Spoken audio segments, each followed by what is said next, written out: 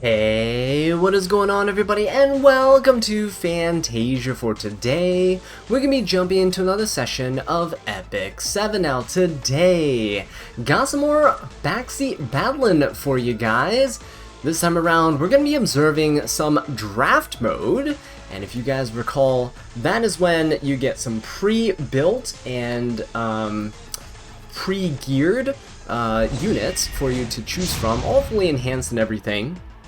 You get 3 units to choose from in every single phase right here. There's 5 draft phases, so you get to have 5 units to work with. We can see the top 3 are going to Fox on the right side, and the bottom 3, the blue ones, are going to Vaughn on the left. See a little hello over there, so we're just gonna go ahead and wave back, little thumbs up here. Alright, so Fox on the right side, we got Aiden and Corinne, both light thieves, whereas on the left side we got Ahmed and Pirate Captain Flan. So we're gonna start to see the drafts form out. Kayron is coming out on the left, quite interesting, into Aiden and Corinne, but Closer Charles getting picked up on the right side. Pretty good enabler and opener. We're gonna see that the right side actually has things like Evasion, Violet, and Remnant Violet, which aren't too great into Corinne. I believe she gets extra hit chance. I'm not 100% certain, because I don't have her, so I don't know her kit very well. Whereas Fox on the right has a couple options. Alencia is not great into Kayron. Faithless Litica is gonna be pretty decent. And let's see how it plays out. Yeah, Sunbreak Charlotte was definitely going to be the default option there. I don't think you could bring the evasion units into the team on the right. And last but not least, we're going to see Deanna and May Chloe, both Soul Weavers, getting picked up here. And now it comes the ban phase. I believe on the right side, we're probably going to see a Corinne. Oh no, no Corinne ban. You're going to get an Ahmed and a DN ban. Okay, getting 2 of the supporters out of the way to stop the buffs. Now, DN wouldn't have mattered all too much, maybe for the Kayron, right? If you're banking on the Kayron solo, I could definitely see the DN getting banned here. As for Ahmed, she was going to probably be faster than I think anything else on the right side. I believe Ahmed's built pretty well in this draft mode here. So just making sure that there's no speed contesters, right, at all. No speed RNG or anything to get in the way. So Closer Charles is going to go, he's going to attack buff the entire team here, and that is going to be incredibly scary, right? Because this Sunbreak Charlotte is not built very bulky, it's built with damage. And unless we see Kayron getting some counters, I don't know how Vaughn's going to survive this. Now, May Chloe can definitely revive the entire team, but not if she's going to sustain all of this incoming damage from the Aiden and the Corinne. So let's see who he ends up going for. She popped up her buffs. I love the animation on it. Gonna go straight for the May Chloe. Ooh, that is gonna be a ton of damage. It's gonna go for the S2. It's pretty much free, trying to strip there. But the Kayron is on resist build, and I believe Flitica's on a damage build. So we're gonna see a lot of damage coming in with the Pirate Captain Flan here. Thankfully, she's sharing damage with Kayron, who doesn't really care about that, because he's already popped his immortality. The only issue is there's a whole team of skill nulls on the right side, and you have to contest with evasion, right, on the Closer Charles, on the Aiden. So this isn't looking too great. We're gonna see if Vaughn can hold out here. It's all up to Kayron and his counters. So now it's pretty much unavoidable. Let's see if Kayron can do this. A couple of counters will actually make a huge difference, because we can break the skill nulls. We can perhaps get some miraculous hits here. Oh, there we go. Here's the first counter hit. Alright, now here's the issue. There's so many units that are either in Guiding Light or have Evasion in their kits that Kayron's upcoming S3 is going to be very RNG. Oh, and he double missed on the Closer Charles and the Aiden right there. But if he can kill the last piece, Corinne, actually, knock her out of stealth, that's going to be huge. Alright, he's going to go for the S3 now. He can finish off the Corinne. And if he is able to do that, now he gets way more chances to just counter and solo the entire team. So he has to S3 the Corinne here, and then bank on some RNG. Let's see if he can do it. Oh? Oh no! Did he just let time run out, or did he actually want to go for the Aiden? He's gonna get the miraculous crit! Never punished. Alright. Well, let us see then. Closer Charles is gonna get pushed up to the detriment of Fox, I believe. It's not really what you want when you're faced off against the counter K-Rons to take more turns. Probably wouldn't have gone for that S3 because again, you're just going to be pushing up your entire team and allowing this K-Ron more chances to counter. I know that Charles's S3 can't be countered, but you're only delaying the inevitable right now. Alright, you just gotta go and bank on the fact that K-Ron's going to not hit you. Now, Closer going for the S3 could have been a good, decent play, actually, to just make sure he gets his evasion up. But look at how fast that team is turn cycling here, right? And with Closer Charles going, he's going to get pushed up here, see? And he's going to get his perception buff yet again. So turn cycling so much, but this K-Ron is not countering at all. Counter! 30% chance, hello! Where is that? Oh, got the dual attack, still no counters! Oh, I don't think this K-Ron's gonna be able to do it here, because Flitwick is in stealth and Charles still has evasion. Yeah, so that is so unfortunate, just not lucky enough. I believe the K-Ron's also on double-edged decrescent, so that makes it even worse. But hey, props to Fox for playing it out and for not giving up hope, even though it looked pretty bleak there. But RNG was on their side. Okay, this is gonna be a good one over here. We got Mark God 4 up against Fox on the right. So let's see how this plays out. Ooh, we got some really meta picks on both sides available for the first pick. LRK looking very nice, along with that C. Lilius, Emlo, and a Ravi for the red side there. So C. Lilius up against Leica. We're gonna have a speed battle that's incoming. Not many speed units for Fox to use in this draft, so Lionheart Sirmia coming out is pretty smart, especially because Leica thrives off of that S2 dual attack. You got Sid coming in with a speed imprint. That's going to make a pretty big difference in terms of contesting. And we see Record and Rowana actually be able to fit in with this fast team here. But we do see MLK-Ron coming out on the right side, both of the units that the community wants to get buffed. Let's see how they do against each other. I don't think I've ever seen that happen before. Right, Zahak getting picked out, Politis also getting snatched up. That is pretty nice. Now, Politis, though, doesn't play very well into that Lionheart Sirmia, so that might actually end up being the ban. Faithless Litica is going to be the last pick, along with Architect Leica. Wow, we got double Leicas there. That's going to be pretty good. The Flitica, I believe, in draft mode is not entirely fast. She's not just built with speed and effectiveness, and she is built with a bit of damage. But the bans are going to be coming out. I think the Lionheart Sirmia is going to be an instant ban on Fox's side. Oh, but no, it's not. That's so interesting because now we have a Politis. Well, the Leica got banned out, but there was going to be a Leica and Politis getting played into a Lionheart Sirmia. But perhaps Architect Leica was going to make quick work of this Sirmia regardless, right? Now, Leica could actually just debuff the K-Ron right here and nuke him so that there is no shenanigans in play. Let's see what happens. He's gonna go for the Lionheart Sirmia instead. Record Rowana's gonna go now. She takes the turn right after Leica. She gains 100% counter readiness here. Gonna pop the S3, see if we can reset anyone. Alright, and K-Ron is going to be countering. Ooh, life-stealing back up. That is very, very shady. This K-Ron could actually just solo the entire team. Leica's going to go and nuke this Lionheart Sirmia. I think it probably would have... Oh my god, this Leica nuked everybody! But look at what K-Ron is doing in return! Oh, there's nothing they can do except hit this K-Ron, and I think it's not going to be enough. Yeah, K-Ron's just going to go ahead and finish everybody off now.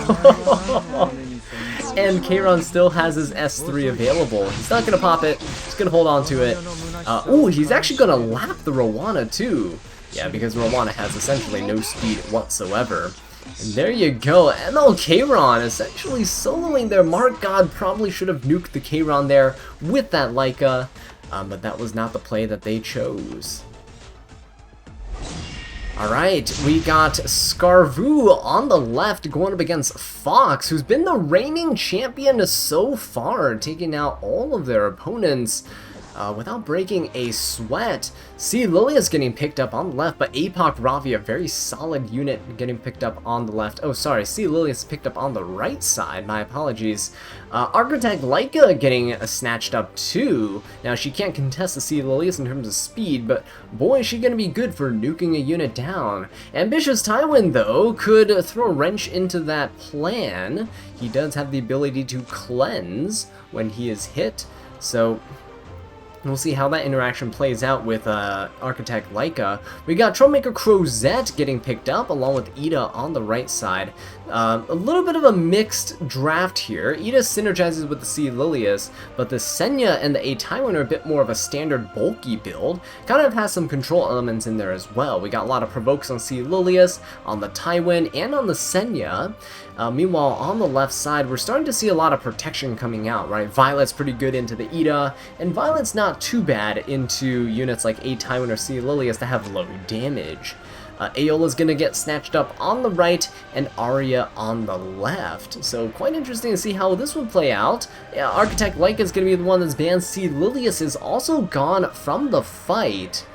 If we see this Violet pop off, I would actually be very impressed. Violet does have the potential to solo the team, except for the Senya, unless he gets lucky with a few hits here and there. But I'm hoping that Violet's in the backline. Oh no, Arya's in the backline here. I don't know if Arya is the best unit to protect in this situation, but then again, with the Apoc Ravi there, I think the team is going to be pretty tanky, right? Okay, so we're gonna see the Ida just go for an S2. There's a skill null that comes out. Ooh, but it's broken by Troublemaker Crozette before the Violet goes ahead and counters, putting that attack down onto the Ida. That's not good news whatsoever. She's gonna go ahead and rip her S3. Probably gonna try to stun this Apoc Ravi, but she's gonna go down to the Violet immediately. Ooh, double stun, so that might have been worth it here. Although, again, Apoc Ravi into this type of team is kind of questionable. Senya does have the potential to solo a Ravi and the Violet, and Senya also has a pretty decent matchup into Arya too, so we'll see how it goes. Silence on that Arya means that she can't go into stealth, and this A. Tywin gonna rip that S3, gonna silence everybody there. Right, Violet does have his S3 up at full focus, but he can't use it because he's silenced, but thankfully Violet doesn't really care regardless. Let's see how the Senya plays out here. Gonna go for the S3, she's relatively tanky at 20k health, and she is going to get that counter buff, so now she is not going to be a really good target to attack, and she's going to be able to protect the team a little bit by putting a barrier up on everybody. So Apoc Ravi lost her turn, but she is about to lose her fighting spirit, and she is defense broken. So this is not looking too good for Scarvu on the left. I'm kind of butchering the name there. We'll call them Vu from now on. But yeah, we're gonna see the Apoc Ravi slowly climb up here though in the combat readiness bar. She can still have one push left. So if Aeola tries to push her back here, it's a pretty smart play. Nice, got a lot of damage in because of that defense break. And now Senya actually has the greater attack buff here. Gonna poke away at that A. Ravi, and she is gonna be provoked into that Senya. It's gonna deal a lot of damage in return. Senya can probably finish the Ravi off here. So now it's just up to A. Tywin, and who he wants to try to hit. Gonna go for the Violet, which I don't necessarily agree with, but he does cleanse the attack down and get the ignore resistance, because he gets the rage buff. As long as A. Tywin has the rage buff, he can ignore the effect res of all the units. So if he has his S3 available, which I think he does, he should be able to stun everything. Now Violet is going to finish him off, so no, that is not going to be an option. It is only Senya left up against this entire team. Can the Senya and Aeola do this? If there's an AoE that comes out, the Aeola will put the skill null back up on the team, and she is going to be quite annoying with trying to control everybody with those silences, and Senya is going to assist with those provokes. Right, so Arya does go ahead and buff the team. Aola, I don't believe, has her S3 ready. She still has to turn cycle, but she is going to soul burn and hit the Arya. Going to silence her, but Arya's still going to proc the 5 focus and get that AoE hit in. Aola should actually be able to cleanse this. Let's see what happens. Yeah, there we go. No debuffs coming out, but we got the skill null. And this will help protect the Senya quite a bit, especially because that A Ravi is still provoked. Senya has no choice but to hit that Arya. That's actually going to break that skill null, which is a little unfortunate, but at least we get a little barrier in return on Senya's side. And that's going to be not a whole ton of chip damage, because Troublemaker Crozet absorbs out 40% of that damage that is inflicted onto that Arya. APOC Ravi, though, ooh, just barely hanging in there. And Senya, if she takes a few too many crits, she could just go down. Violet has a chance to take out the Aola, and that's exactly what he does. And now it is Senya versus the world. Is Troublemaker Crozet going to try to stun? Oh, but she resists and she counters. If this Troublemaker Crozet goes down, it could spell trouble for this Arya in the backline. She's not going to be protected at all. There we go. Troublemaker Crozet is going to get poked away. No crit there, but there's no counter on Senya anymore, so this APOC Ravi is freed from that counter and provoke lock. I don't think Senya can do this now. Violet still has 1 turn left, and he can easily go for an S1 here, and he is going to land that crit. So while Senya did have the chance to do quite a number on that team, it just didn't work out in the end. Alright, so Vu is now the defending champion here from the last match, and they're going up against Coco Bear, the host of the room. I absolutely love that name, by the way. And we can see the picks coming in hot already. Lua on the left, LRK on the right. LRK is actually not too bad into Lua, because even if you get reset by the Lua, as long as you get hit before LRK gets a turn, he should be able to reset himself and get that S3 back up. Arbol coming out from Coco Bear, gonna be tanking up, it seems, but we got the Amel Rowana coming out on the left side. Synergizes pretty well with the Lua in terms of trying to reset the opponent. We could actually start to see some control come out. Solitary is an option, but A Taiwan's also looking pretty appealing for the right side. Some built-in cleansing, and also gives him the ability to control the opponent's team. But no, instead opting to go for the Spirit Eye Celine, Violet getting picked up on Vu's side. Architect Leica could be okay, but nope, gonna opt to go for the Wanderer Silk instead. And Faithless Litica, another fast unit getting picked up on the left. So let's see what that Wanderer Silk is gonna be able to pull off here. It is a speed imprint for the team, but she also has a pretty decent kit herself. For Vu's side, we can see them probably round off the team with something like a Landy, which is pretty good into the LRK, but Hand Guy is always not a bad option. We see on the right side, though, command model Leica getting picked up. So we got some pretty fast units in the form of Leica and the Wanderer Silk to kind of contest with that Flitica and that Lua. Lua's going to get banned out, but so is Leica. And now between the two light rangers here, I believe that Silk might actually have more speed than Flitica. So let's see how it works. Alright, so the Silk is gonna go, but look at that guiding light on the other side. You can't really target Flitica for anything. So what is Silk going to do? She is gonna go for the pushback, gonna hit that Rowana, sending her to the back, and she's gonna get silenced, so it's pretty big. Even though Flitica is gonna go and Rowana's gonna go right after, she can't do anything because she's silenced for 2 turns. So she can't reset anyone here, but she can S1 and try to put a defense break on somebody. Oh, okay, very nice. Dual attack, actually, from the Violet. Probably not what the Spirit Eye Celine wants to see, because without that dual attack, she probably would have been able to maintain her nice, healthy bulk.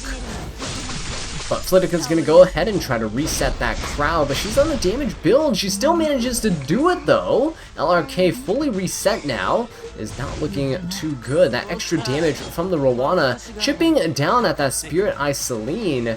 Let's see what this Violet can do. I believe the Arwell should be able to cut, though, because she kept getting pushed up as everyone starts single target attacking that Celine. So we're going to see a nice barrier come in, and that can definitely protect the Celine from any shenanigans. We're going to see a stun come in onto that Rowana, because she is no longer silenced, thanks to that Flitica interaction. That's actually a really good combo with Rowana and Flitica. But we're going to see the Landy take the turn. She can't take out the Spirit Eye Celine here, but she will do quite a bit of damage to everyone, especially with a full burst. So there you go. The LRK, though, is enjoying the AoEs a little bit, getting those turn cooldowns. Spirit Eye Celine can go ahead and cleanse everything off of herself and give herself the possession buff.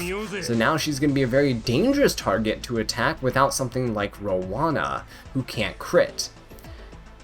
Alright, LRK is just going to go ahead and break some skill nulls. At this moment in time is probably the best option to take out the Landy as soon as possible, because she's going to be a lot of damage, and Spirit Eye Celine can't actually counter the S3. Landy is going to go, though, and everyone does have the immortality up. Oh my god, this Violet is on a Unity set, it seems. Going to go straight for that Silk and take her down to just 1 HP left. Violet does have S3 available to him. He could actually just try to weaken down this Arwell, but he's going to save it. He's not going to pop it, which is very interesting. Silk's going to go for the dual attack onto that Landy. Very nice, bringing in that Spirit Eye Celine, who's going to lifesteal and deal quite a bit of damage. Alright, so this Landy is getting super close to getting taken out. I believe she should be able to, with the Spirit Eye Celine hot on this Arwell's heels. And Arwell here can try to go for a strip on a different unit, but nope, opts to just chip the Landy down to ensure that she does get killed here. Spirit Eye Celine gonna go for the enhanced attack here, taking down the Landy, and there we go. Violet still has a chance to solo this team. There is a chance, however it's going to be very difficult with that LRK on the other side.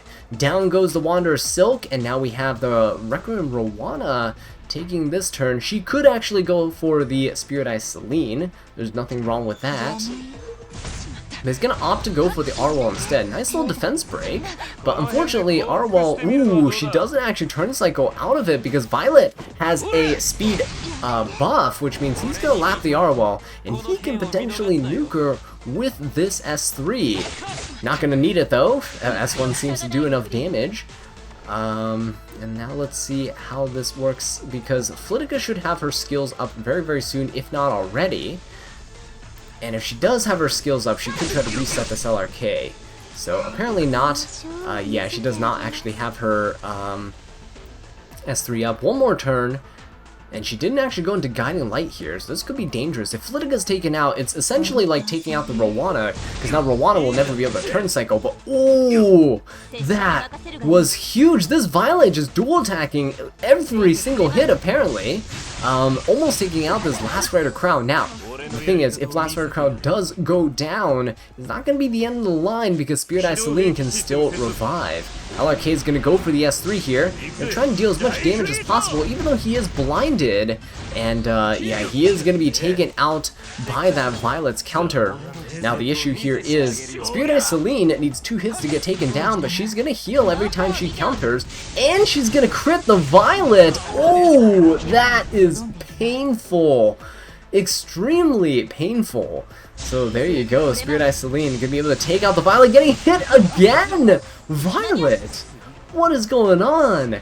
Evasion, folks. This is why I don't play Evasion. Spirit Eye Celine gonna be able to revive the entire team, and now they're all staring down this Rowana, who has negative speed and is not gonna be moving an inch down that combat readiness meter. So Coco Bear taking this match, and boy, an exciting one it was. Alright, we're hopping right into the next one here. We got Fox going up against Coco Bear. So we'll see how this plays out. The host versus the previous reigning champion. We got Para getting picked out along with Ron. So wow, we got 2 really aggressive units. Both players playing cleave or aggro, it seems. Landy seems like a pretty good fit in with the Para, so once you restrict the team, you can push up your own. But nope, going for the ambitious Tywin, which is actually pretty smart here. DJB very good into the Para. Ambitious Tywin can actually cleanse a little bit of Ron's debuffs, so that could help quite a bit. Rowana, Kayron, and Archdemon, wow, 3 very interesting ML5 choices, but Sylvan Sage Vivian getting picked up by Coco Bear. Kayron's getting picked up by Fox, which I do actually kind of like. I want to see how this plays out, but if Para is able to debuff him, it could spell trouble. Alright, the Yolha's gonna get snatched up by the Coco Bear. Looks like Coco Bear's just switching things up and just tanking up here, using Para as an escort buffer to help shield and protect the team and absorb some damage. Shu's getting picked up on the left side, but Yolha could actually be a pretty decent unit into that Shu. Remnant Violet's going to be here to round out the team, and Mediator Calric joining DJB in the rank of cleansing and keeping the team healthy against debuffs. So, Remnant Violet is actually really good at sniping down high bulk units, but he does get let through the draft. Para's gonna get banned, even though DJB was a counter pick, and Kayron is now gone. So we see 2 cleansers with Shu and with a Ron. This Ron is going to be a very interesting opener here, because Tywin could potentially cleanse. Now, if he gets lucky and hits that Remnant Violet, Rylot can go down really, really quickly too. Sylvan Sage Vivian at least has the protection of her own focus bar, but this Ron is going to deal a ton of damage here and defense break. Alright, here's the thing though, with that immunity buff on the team, this A Tywin can't really do all that much. In fact, all 4 units on the team can buff immunity. Ron with his S2, DJB's S3, Handguy's S3, and Shu can actually give immunity to herself with her own S3. So this Tywin's going to see very limited value in terms of controlling the opponent, but will give pretty good value in terms of cleansing his team. Sylvan Sage Vivian is going to be the target of all these attacks here. She is still defense broken, but we're going to see the Yolha go and just chip away at the opponent here. Alright, let's see. Sylvan Sage Vivian's going to go for the AoE. Let's see if the Shu actually counters, though. If she does, it could spell disaster, but nope, not quite. Very good healing for the Sylvan Sage Vivian, back up to full health. Shu is probably going to rip her S3, though. And then Rylot's going to go right after. That's kind of a shame, because the Rylot now has to contest with an anti-crit buff, so that's going to make it hard for him to kill anybody. Now, to help him out, he does have the crit damage buff, so he is going to go into the Ron. Unfortunately, crit damage doesn't help if you don't get to crit, but that attack buff does make it so that he takes Ron down to a sliver of his health. Ron is going to take the turn. He can probably chip away at the Sylvan Sage Vivian here. But unfortunately, that no crit means that Ron got to live. Oh, and that dual attack and the RNL is gonna be huge. Ron is gonna be able to essentially just wipe out all of Sylvan Sage Vivian's focus right there. And that is really bad. ML Coward gonna hit that Sage Vivian, and now DJB gets to go immediately after. Sage Vivian might not live to see another turn, because the Ron is probably gonna lap her here. Okay, so the S2 is going to be able to come out, only blinding the Yolha, which doesn't really matter all too much. Thankfully, Rylot didn't get blinded here, so that he can still contest in terms of damage against that high bulk team. A Tywin going to clean up that Ron, so Sylvan Sage Vivian does get to live to see another turn. Yolha, though, is just going to chip away at that DJB. Oh, that was not good. The ML Calric goes ahead and cuts with that Warhorn. Are you really going to finish off your beloved on the other side? Yes, he's going to show no mercy. Shu getting the dual attack. Wow. Dual attack central in this lobby right here. Shu going for the S2 against the Rylot, not critting there because of the evasion. And Rylot, though, is looking pretty healthy. Has that attack buff and the crit damage buff when he went into the hand guy, which means he took away almost half his health instantly. There's still a Yolha to contest with, and now A Tywin goes and cleanses the blind off of her. And he can ignore resistance, so he can technically just go ahead and stun everybody, but chooses not to, and is going to get punished anyway because the Shu exists and she's going to counter. ML Cowrick, though, does still have his S3, so even if a Tywin did go for his and tried to stun the whole team, the ML Cowrick could have self-cleansed himself and put up immunity for everyone once more. He's going to do it regardless, though. It's a pretty smart play, just so that you don't get controlled by the Tywin before you get to lap with your cleansers. Shu is going to come in, though, and take the turn, hitting the Tywin. Is she going to get a fwoosh? No, she's not, but DJB is probably going to be able to take him out. The thing with Rylait here is, though, he is one focus away from just sniping somebody down. So, oh my god, look at those dual attacks, and they matter quite a bit, because the ML Cowrick actually pushes himself and the next in line unit, so the Shu got a nice little boost. Yolha is just going to be tanking here. No one's going to want to hit the Rylait.